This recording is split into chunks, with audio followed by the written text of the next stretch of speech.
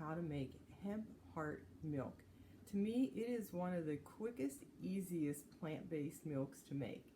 So you just need hemp hearts and water. I'm gonna take my little blender, pour my water in.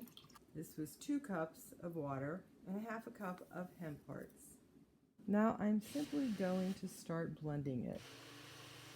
Now all that's left to do is strain it. I'm using a nut bag and I have it in a strainer and then a container to catch it. As it's straining, when all of the liquid has come through, at that point you're going to twist the bag and keep twisting it until you get all of the milk out and you just have the solids left.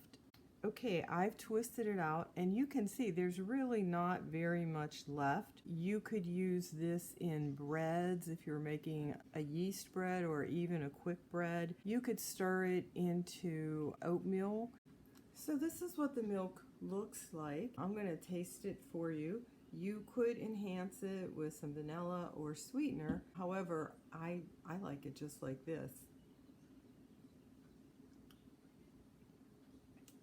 It's a very mellow kind of milk. It has a light, nutty taste, very light, and I find that it works great over cereals and in cream sauces or any recipe that's calling for a plant-based milk. Since I don't go through a lot of plant-based milks, I like this because here I only made 2 cups, but there's times I'll just make 1 cup. I will show you what it looks like when you pour it over a bowl of oatmeal.